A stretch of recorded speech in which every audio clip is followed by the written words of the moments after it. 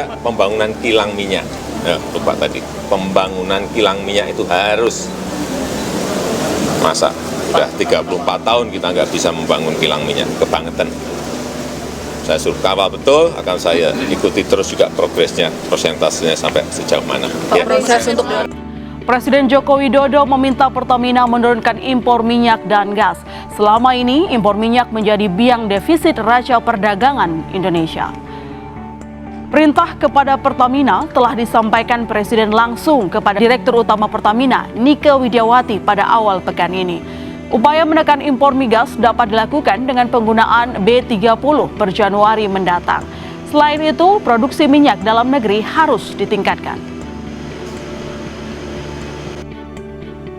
Hingga Oktober 2019, neraca perdagangan migas masih defisit 7,27 miliar dolar Amerika. Penyebabnya adalah impor minyak mentah dan hasil minyak yang masing-masing tercatat 4,34 miliar dan 11,12 miliar dolar Amerika. Impor minyak mentah dan kondensat Pertamina selama 4 bulan pertama tahun 2019 turun hingga sekitar 50%. Hal ini terutama dipengaruhi oleh penyerapan minyak mentah dan kondensat produksi dalam negeri. Selama Januari hingga April 2019, volume impor minyak mentah dan kondensat Pertamina mencapai sekitar 25 juta barel atau turun drastis dibandingkan periode yang sama tahun 2018 sebesar 48 juta barel. Penurunan ini berdampak pada penurunan biaya impor sebesar 1,4 miliar dolar Amerika atau setara dengan 20 triliun rupiah lebih. Penurunan impor ini sangat signifikan karena sebagian dari kebutuhan minyak mentah untuk kilang Pertamina dapat dipenuhi dari dalam negeri. Hingga minggu ke-3 bulan April 2019, Pertamina telah sepakat membeli minyak dan kondensat sebanyak 137.000 barel per hari dari 32 kontraktor kontrak kerjasama.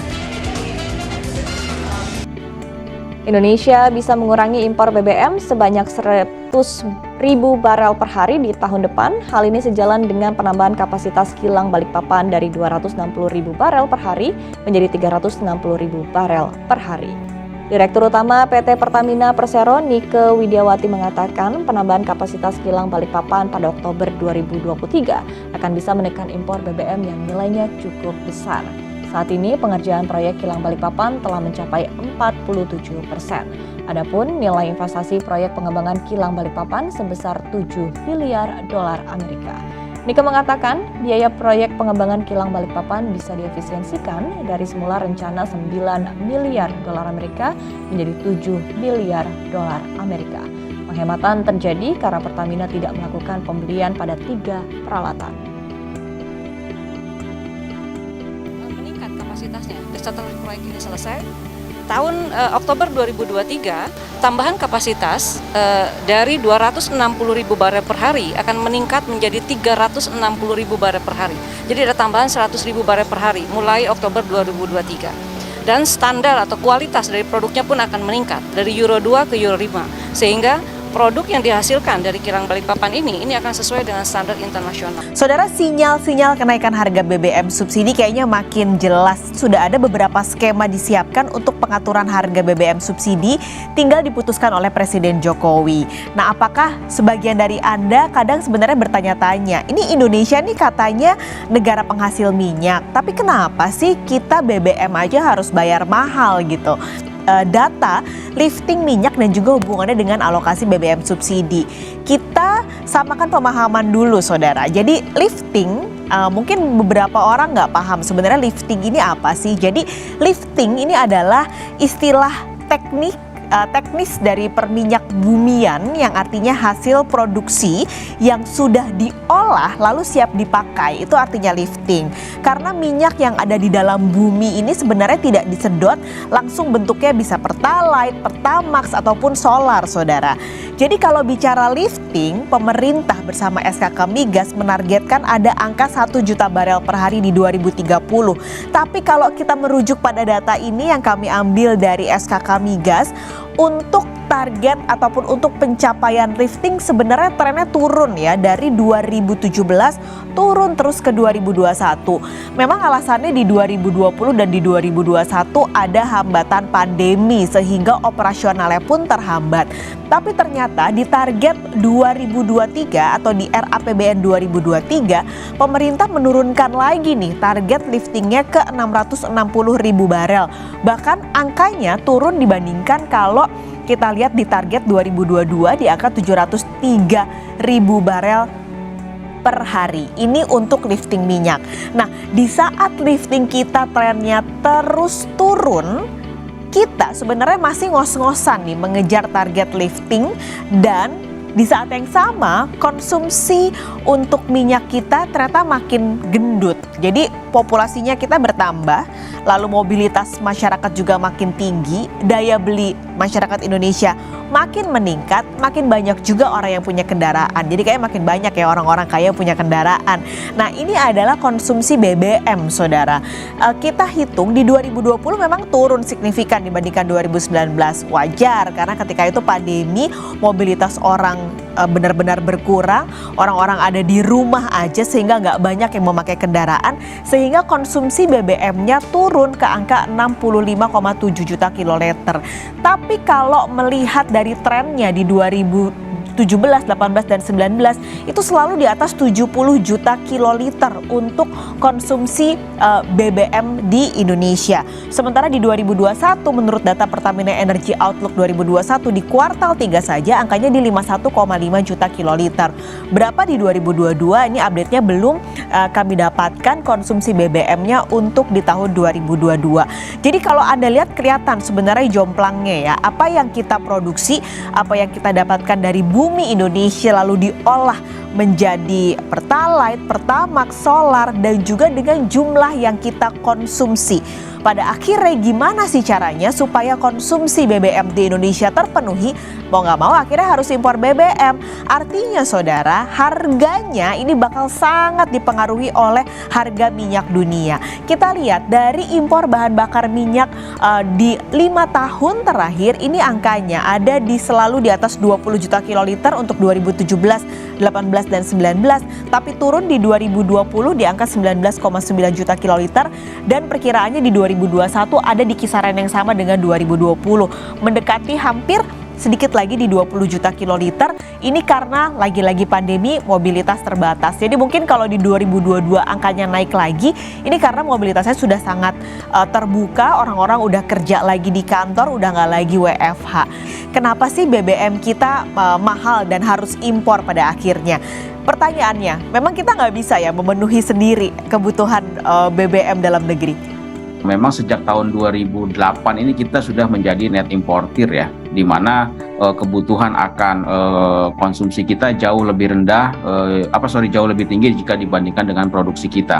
Hal ini menyebabkan kita akhirnya juga keluar dari OPEC ya, padahal dulu kita adalah salah satu anggota OPEC yang memang produksi kita sempat secara historis bahkan kita sudah pernah mencapai 1 juta barel per hari gitu kan.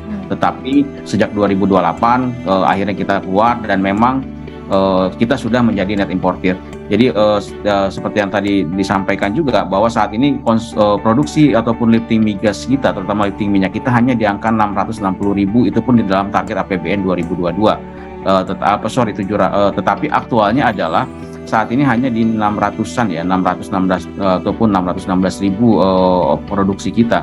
Dan ini yang menyebabkan kenapa kita harus mengimpor. Kalau saya mengutip data dari Kanoma, itu saat ini konsumsi per hari kita adalah di angka 1,628 juta barrel oil per day.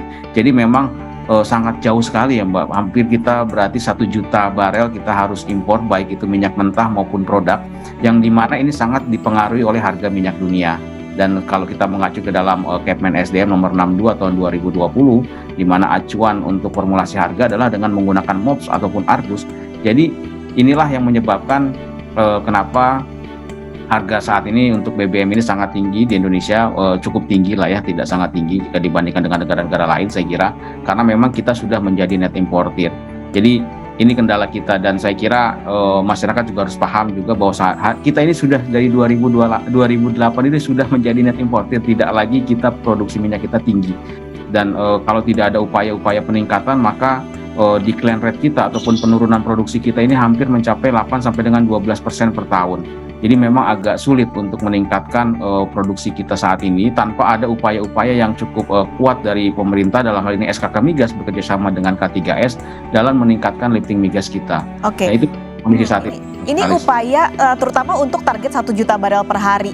Apa sebenarnya upayanya? Apakah kita sebenarnya butuh investasi? Karena kita tahu investasinya mahal ya, Mas Mamit, untuk lifting minyak ini. Apakah hanya itu saja PR-nya atau sebenarnya masih banyak yang harus dilakukan untuk bisa mengejar target 1 juta tadi? Ya, bahwa memang target 1 juta barel 2030 itu memang cukup tinggi dan masih punya waktu sebenarnya saya kira. Oleh karena itu saya kira butuh yang namanya tadi investasi, karena betul sekali industri migas itu adalah industri yang high risk dan high cost gitu kan ya. Tidak bisa kita hanya mengandalkan investasi dari dalam negeri. Kita masih membutuhkan investor dari luar karena kita sebenarnya masih punya potensi cadangan yang cukup besar. Kita masih punya cekungan yang belum dioptimalisasi, kurang lebih ada 19 cekungan yang mempunyai potensi hidrokarbon tetapi belum ada kegiatan eksplorasi gitu kan ya. Nah, itu dibutuhkan investor. Oleh karena itu saya kira ada beberapa poin, Mbak Paskalis, bagaimana kita bisa meningkatkan investasi di sektor hulu migas kita, karena saat ini bisa dikatakan kita ini sudah sedikit tertinggal jika dibandingkan dengan negara-negara tetangga seperti Vietnam dan Thailand terkait dengan investasi di sektor hulu migas. Yang pertama adalah kita butuh kepastian hukum. Saya kira revisi Undang-Undang Migas Nomor 22 tahun 2021 ini tetap menjadi salah satu poin entry dalam kepastian investasi di Indonesia. Oleh karena itu saya sangat sering sekali menyampaikan bahwa agar DPR dan pemerintah segera bisa menyelesaikan revisi Undang-Undang Migas Nomor 22 tahun 2021 karena ini merupakan amanat daripada Mahkamah Konstitusi ya, gitu kan ya. Yang kedua adalah bagaimana kita bisa meningkatkan fiscal term kita. Fiscal term kita saat ini seperti bagi hasil, terus juga tax holiday dan lain-lain masih belum terlalu menarik bagi investor. Jadi ini yang menjadi PR. Yang ketiga adalah selanjutnya menurut saya adalah terkait dengan perizinan Bapak Askalis. Meskipun saat ini kita sudah mengenal yang namanya OSS, tetapi dalam implementasinya ternyata tidak semudah seperti yang dibayangkan. Masih banyak hambatan-hambatan ataupun perizinan yang menumpuk, yang akhirnya membuat investor ini merasa bahwa Indonesia ini agak repot kalau mengurus perizinan. Yang keempat selanjutnya adalah terkait dengan permasalahan lahan.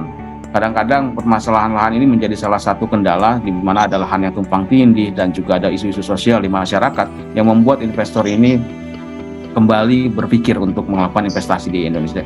Dan yang terakhir adalah terkait dengan data, dan ini menjadi penting sekali bahwa saat ini keterbukaan ataupun informasi data yang kita miliki terhadap potensi-potensi cadangan kita ini masih belum optimal karena keterbatasan pembiayaan ataupun logging dan juga kegiatan-kegiatan yang untuk membuktikan adanya cadangan sehingga menarik bagi investor. Nah, ini yang saya kira perlu PR, itulah PR-PR yang paling penting yang memang harus dipersiapkan oleh pemerintah. Sama yang ke depan pastinya terkait dengan peningkatan teknologi, karena EOR bisa menjadi kunci untuk mengejar 1 juta barel. Terus juga tadi kegiatan eksplorasi di sektor hulu migas saya kira juga sangat penting sekali dilakukan, karena tanpa ada kegiatan eksplorasi saya kira tadi 1 juta barel ini akan agak sulit dicapai gitu. Tetapi dengan kegiatan saat ini seperti SKK Migas dengan terus melakukan kegiatan pengeboran, pekerjaan workover dan well service, ya ini adalah salah satu upaya untuk menjaga agar lifting kita tidak terus mengalami penurunan seperti yang tadi saya sampaikan. Kalau secara alamiah ini sekitar sampai 12% lifting secara declare rate kita, Mbak Paskalis. Kalau 12% turunnya tentu ini angka liftingnya akan semakin jauh dari 1 juta dan kebutuhannya kita akan semakin tinggi. Nah, kalau bicara kebutuhan BBM, Mas Mamit, sekarang lagi dibicarakan atau lagi hangat dibicarakan soal BBM subsidi, skemanya ini kita bakal naik atau enggak, atau ada pembatasan. Menurut Mas Mamit, yang paling tepat dilakukan saat ini dengan harga minyak yang masih fluktuatif, dengan kebutuhan kita yang makin tinggi dan kuota subsidi yang makin berkurang, apa yang paling pas, Mas? Ya, saya kira ini bukan pilihan yang mudah bagi pemerintah ya. Apakah akan melakukan penyesuaian dengan melakukan pengurangan subsidi gitu kan, ataukah akan melakukan pembatasan? Karena masing-masing mempunyai resiko yang berbeda ya. Kalau kita lihat Saya pernah dan saya kemarin saya sampaikan bahwa dengan kondisi saat ini di mana harga minyak dunia yang terus fluktuatif, terus juga beban APBN yang terus meningkat karena harus membayar kompensasi kepada badan usaha yang jumlahnya cukup signifikan, belum lagi banyaknya penyimpangan ataupun karena disparitas harga yang sangat tinggi, maka salah satu opsi yang bisa dipilih adalah dengan adanya mengurangi beban subsidi yang dilakukan oleh pemerintah sehingga nanti harga Pertalite dan juga Pertamax akan melakukan penyesuaian. Produksi terangkut atau lifting minyak dan gas RI pada semester 1 2023 masih jauh dari target yang telah ditentukan dalam Anggaran Pendapatan dan Belanja Negara atau APBN 2023, yakni baru mencapai 615,5 ribu barel per hari atau 93% dari target dalam APBN 2023 yang sebesar 660 ribu barel per harinya. Begitu juga dengan realisasi salur gas pada semester 1 2023 baru sebesar 5.308 juta standar kaki kubik per hari atau 86% dari target dalam APBN 2023 yang sebesar 6.160 juta standar kaki kubik per hari. Hal tersebut diungkapkan Wakil Kepala Satuan Kerja Khusus Pelaksana Kegiatan Usaha Hulu Minyak dan Gas Bumi atau SKK Migas Nanang Abdul Manaf. Nanang juga menjelaskan lebih rendahnya realisasi lifting minyak dan gas bumi pada semester 1 karena beberapa faktor seperti adanya penghentian operasi yang tidak direncanakan atau unplanned shutdown, adanya penundaan pengeboran, dan lainnya. Begitu juga dengan rasio penggantian cadangan di mana pada semester 1 2023 ini baru mencapai 52,9% dari target.